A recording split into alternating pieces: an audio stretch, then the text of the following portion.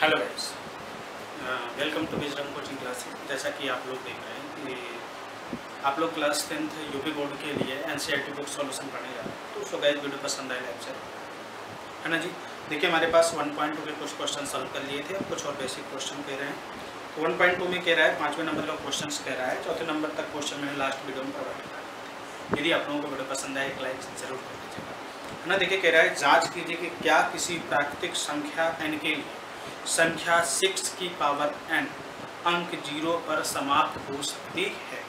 अब जैसे सपोज भैया मेरे सामने क्वेश्चन है, तो अगर मेरे पास जब 6 की पावर n 0 पर समाप्त हो सकती है या नहीं, मेरे पास एक क्वेश्चन है 6 की पावर n का मैं अगर अगर मैं गुणनखंड करता हूँ तो अभाज्य गुणनखंड करने पर भैया मुझे 2 × 3 की पावर 6 मिल रहा है, n मिल रहा है, 2 × 3 की पावर n का अभाज्य गुणनखंड। अब चूंकि यहाँ पर हम जानते हैं कि कोई भी प्राकृतिक संख्या, एक आपको यहाँ पर लिख देना है, कोई भी प्राकृतिक संख्या जो 0 पर समाप्त होती है उसके अभाज्य गुणनखंड 2 × 5 की पावर n के रूप का होता है। यानी आप लिख लीजिए, चूँकि हम जानते हैं कोई भी प्राकृतिक कोई भी संख्या है, कोई भी संख्या हो, कोई भी प्राकृतिक संख्या 0 पर समाप्त होती है, 0 पर समाप्त होती है। कब होती है? जबकि उसके अभाज्य गुणनखंड, जबकि उसके अभाज्य जो गुणनखंड, अभाज्य गुणनखंड 2 × 5 की पावर n के रूप का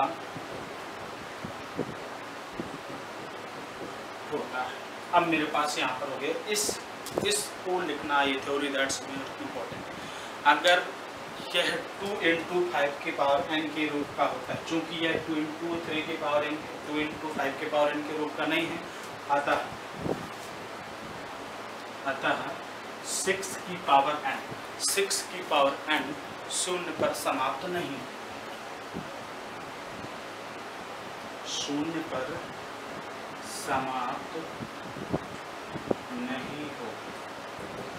अच्छा, ये क्वेश्चन था, मैंने इस क्वेश्चन को लिख दिया। वेरी मोस्ट इम्पोर्टेंट कि अतः कोई ये संख्या हमारी 0 पर समाप्त नहीं होगी। इतना चीज मैंने यहाँ पर किया। ओके गाइज, वीडियो पसंद आए लाइक जरूर कर दीजिएगा। ये कौन सा नंबर का क्वेश्चन था भैया? ये 5 नंबर का क्वेश्चन था। अब 5 नंबर का क्वेश्चन था, अब हम 6 नंबर के क्वेश्चन को पढ़ने जा रहे हैं, है ना। तो देखिए 6 नंबर का क्वेश्चन क्या कह रहा है, व्याख्या कीजिए कि 7 × 1 सेकेंड, आप लोग before that fast note down. अब देखिए कह रहा है व्याख्या कीजिए कि 7 × 13 ×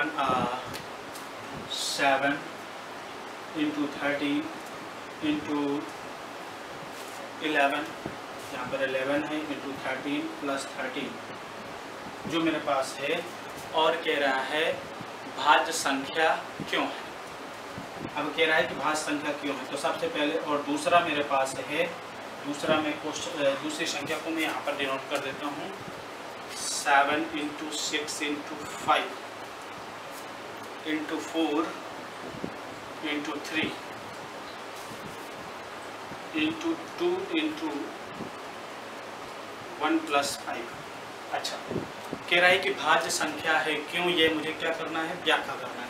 तो अगर मैं इसमें से 13 मैंने क्या ले लिया, कॉमन ले लिया, माना मैंने a = इसको मान लिया। 13 जैसे ही मैंने कॉमन लिया तो ये 7 × 11 + 13 बन गया, 1 हो गया। तो कितना हो गया, 13 × 77 + 1 × 13 × कितना, 78 मेरे पास ही आ गया। चूँकि भाज्य संख्या है, यह एक भाज्य संख्या है क्योंकि इसके अभाज्य गुणनखंड में एक के अलावा एक को छोड़ करके अन्य 2 गुणनखंड हैं। तो यहाँ पर लिख देंगे यह भाज्य संख्या है क्योंकि इसमें एक के अलावा अन्य दो, क्योंकि इसके अभाज्य गुणनखंड यहाँ पे लिख देते हैं, अभाज्य गुणनखंड में एक के अलावा अन्य दो संख्याएं, क्या भैया, एक के अलावा अन्य दो गुणनखंड हैं, एक के अलावा अन्य दो गुणनखंड। इसी प्रकार जिस प्रकार मैंने इसको सॉल्व किया इसी प्रकार मुझे इसको सॉल्व कर देना है। जैसे सपोज इनमें से क्या कॉमन हो रहा है भैया, लेट मान लेते हैं b = है 5 कॉमन हो रहा है, तो 7 × 6 × 5 की जगह 1 हो जाएगा, नो प्रॉब्लम। 4 × 3 × 2 × 1 + 1 इतना हो गया। तो कितना, तो अगर मैं इसका मल्टीप्लाई करूं तो 1008 + 1 तो कितना आ जाएगा, 5 × 1009 कितना आ जाएगा। तो सिमिलरली जो लैंग्वेज मैंने इसमें लिखा था यह एक भाज्य संख्या है क्योंकि इसके अभाज्य गुणनखंड में एक के अतिरिक्त या एक के अलावा अन्य दो गुणनखंड हैं। बेसिकली आपने इसको इसमें भी इस लैंग्वेज को लिख देना है। ओके गाइस, वीडियो पसंद आए लाइक ज़रूर कर दीजिएगा और शेयर करना बिल्कुल ना भूलिएगा। तो भैया देखिए चलते हैं, अगला एंड लास्ट क्वेश्चन मेरे पास है। कह रहा है किसी खेल के मैदान में चारों ओर एक वृत्ताकार पथ है, इस मैदान का एक चक्कर लगाने में, यानी एक चारों ओर वृत्ताकार पथ है मैदान में, और इस मैदान का एक चक्कर लगाने में सोनिया को 18 मिनट लगते हैं, जब किसी मैदान का चक्कर लगाने में रवि को 12 मिनट लगते हैं। 12 मिनट लगते। मान लीजिए वे दोनों एक ही स्थान और एक ही समय पर चलना प्रारंभ करें, तो एक ही दिशा में चलते हैं, तो कितने समय बाद वो पुनः प्रारंभिक बिंदु पर मिलते हैं।